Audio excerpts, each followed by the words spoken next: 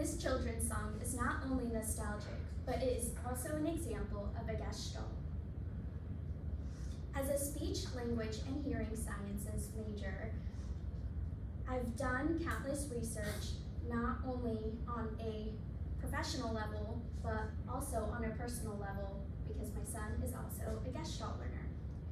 Gestalt language processing is a language learning style where language is learned through phrases instead of individual words.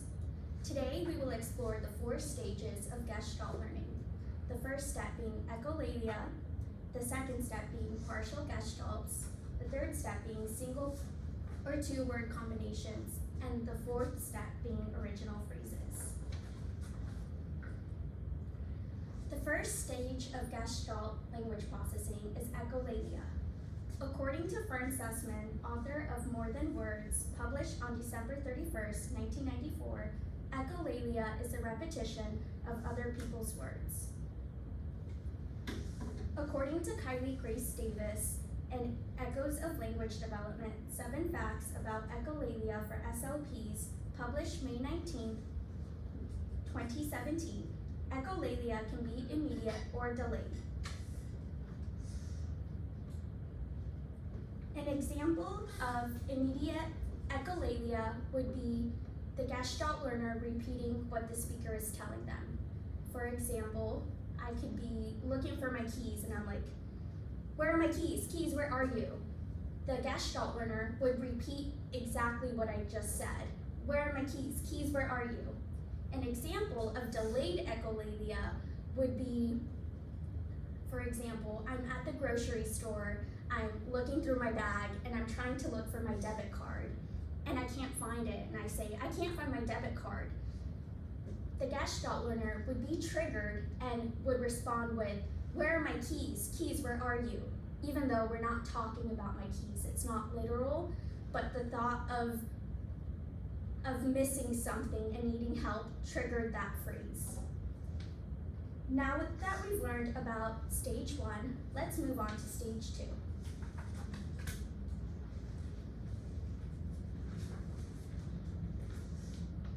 Stage 2 of Gestalt language processing is shortening or mixed matching gestalts.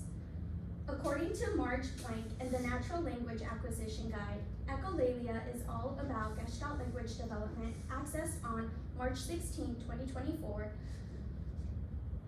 With this mixing and matching of partial gestalts, mitigated parts, comes easier reciprocity with others, which means a greater ability to demonstrate both understanding of language and intentionality. Although Gestalt learners are still relying on echolalia or the repetition of other people's words, they are now moving closer to independence from it. Using gestalts that can be mixed and matched will benefit the Gestalt learner by expanding their number of phrases. As the use of echolalia decreases, independent thoughts increases. Intentionality is seen more when the Gestalt learner begins to recite specific parts of the phrase. Blank mentions stage 2 is natural and works best when individuals have play and conversational opportunities during which they can discover and create a wide variety of combinations. Open-minded opportunities and a safe environment are crucial in this stage.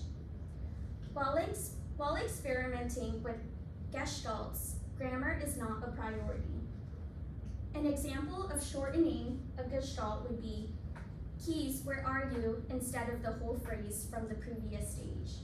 An example of mix matching a gestalt is book plus where are you. Now that we've learned about stage 2, let's move on to stage 3. In stage 3 of Gestalt language processing, the Gestalt learner will speak in single or 2-word combinations. Blank mentions the Gestalt processor is dissolving all the frames from stage 1 and 2 and recognizing that all words can be used in isolation to convey meaning. This is crucial. The Gestalt learner is now identifying words as single blocks instead of phrases. Although the learner may be talking less, it is more beneficial to be in this stage because Now they can use those single words to build sentences in the next stage. Grammar is still not a concern in this stage. According to Amanda Blackwell and Paulina Elias, in Using the Natural Acquisition Protocol to Support Gestalt Language Development, published in December 7, 2023, acknowledge single words the child isolates and model a variety of two-word combinations without regard for grammar or word order. The Gestalt learner can now process single words and develop a vocabulary. The vocabulary can also be built off other existing gestalts. An example of a single combination is asking where. Another example of a two-word combination is saying book plus gone. Now that we've explored stage 3, let's explore stage 4.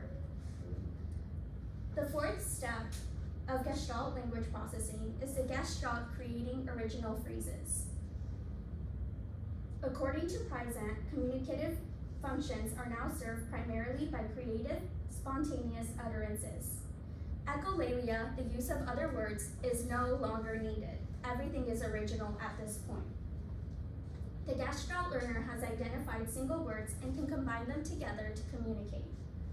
Stage 4 allows Gestalt learners to communicate without the receiving end needing to interpret like previous stages. Because others no longer need to interpret, they can now connect with other people a lot more. As the child explores stage 4, grammar will improve.